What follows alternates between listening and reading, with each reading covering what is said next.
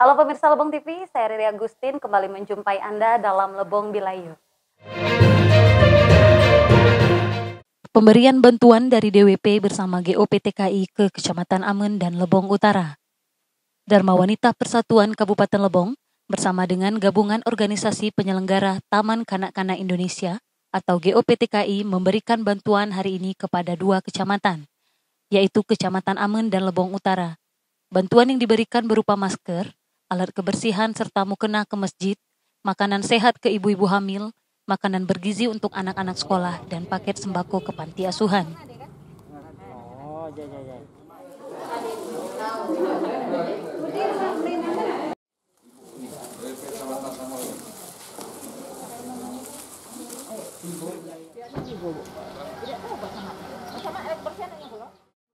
Kegiatan hari ini adalah hari ketiga, yaitu Kecamatan Lebong Utara dan Kecamatan Amen, di mana kami memberikan yang pertama pemberian masker untuk masyarakat di daerah pasar, terus anak-anak yang belum pakai masker, masyarakat yang belum pakai masker, karena kita harus keluar rumah harus menggunakan masker. Yang kemudian kami juga memberikan alat kebersihan termasuk di fasilitas umum seperti sekolah-sekolah maupun masjid. Kemudian memberikan juga makanan sehat untuk ibu-ibu hamil. Kemudian memberikan juga makanan sehat untuk anak-anak sekolah, khususnya anak-anak yang kurang mampu. Bersama dengan Camat Amen, Ropik Esos, bantuan disalurkan ke beberapa masjid sekolah, PAUD, serta ibu-ibu hamil yang dianggap layak menerima bantuan.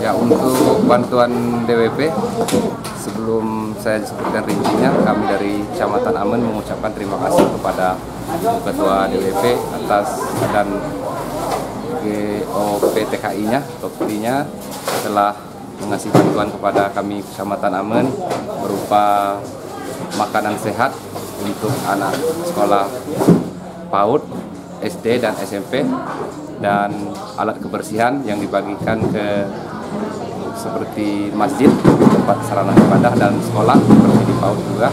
Dan hari ini untuk ada kegiatan juga di kantor Camat Amen, yaitu pembagian makanan sehat untuk ibu hamil.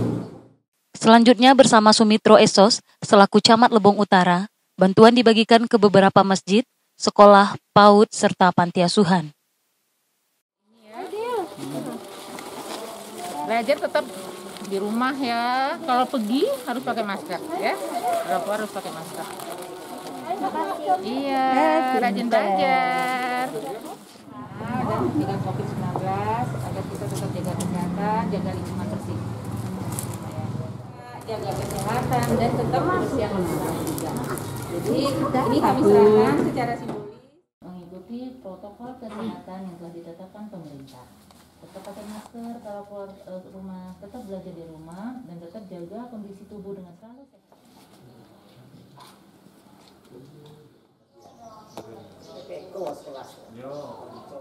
Terima kasih ya, saya selaku Camat Lebong Utara pertama-tama mengucapkan terima kasih yang sebesar-besarnya kepada ibu-ibu dan wanita dan Gopti yang telah membantu di wilayah kami. Apapun bantuan ibu-ibu ini ya sangat dibutuhkan oleh baik itu pihak sekolah maupun pihak panti, dan harapan saya ya masih banyak lagi bantuan-bantuan yang datang ke wilayah Kecamatan Lebong Utara ini. Selaku Ketua DWP Kabupaten Lebong, Haja Nelawati Mustarani SP, juga menghimbau kepada masyarakat untuk terus mempertahankan wilayah zona hijau dengan tetap patuh mengikuti protokol kesehatan yang diberikan pemerintah.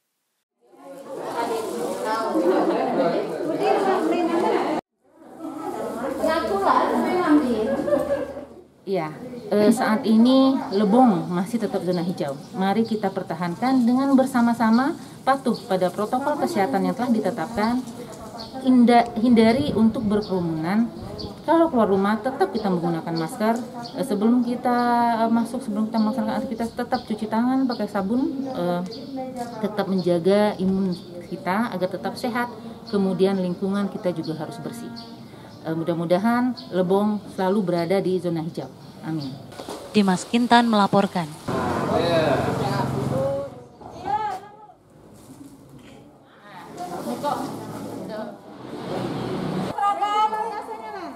Klarifikasi tentang pembagian BST yang tidak tepat sasaran.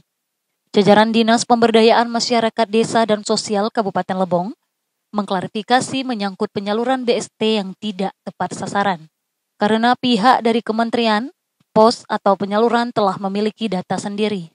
Sesuai dengan surat informasi yang diterima untuk saat ini, per kecamatan dalam posisi belum submit. Penyaluran BST yang dilaksanakan beberapa hari yang lalu, termasuk juga mungkin beberapa hari ke depan. Pertama, sesuai dengan surat informasi yang kita terima dari Ditjen Parkir Miskin ya, Kecamatan Slatin, per tanggal 23 kemarin kita pada posisi belum submit ya, mengirimkan data DTKS kita. Tapi di sisi lain pihak kantor pos mereka sudah memiliki kuota dan segera untuk menyalurkan BST. Nah, jadi di posisi ini kami juga masih bingung ya. Data tersebut yang pada dari dinas kami melalui Sek Enggi belum disubmit ya, belum terkirim bahasa awamnya dia. Tapi di pihak pos ataupun pihak penyalur mereka sudah punya datanya. Nah itu dengan jumlah kuota tersebut. Nah jadi sesuai dengan pedum yang kami miliki ya, kriteria sangat jelas sekali ya untuk pedoman daripada penetapan sasaran ya. Menanggapi data yang diperoleh untuk penerima BST dari DTKS Seksi Staf Sosial menjelaskan, bantuan sebanyak 1.400-an dan harus disalurkan karena mereka telah melalui proses cleansing dari 1.359 kemarin sudah dibagikan dari Kementerian Republik Indonesia langsung mengirim data ke kantor pos tanpa melalui Dinas Sosial Kabupaten Lebong. Jadi kita terima surat tanggal 17 April pertama. Jadi Kementerian Sosial RI sudah mengasih BNBA sebanyak 1.400-an. 1.400-an itu harus disalurkan datanya bersumber dari DTKS. Jadi data itu yang kita naikkan lagi ke Kementerian Sosial RI karena mereka sudah melalui proses cleansing.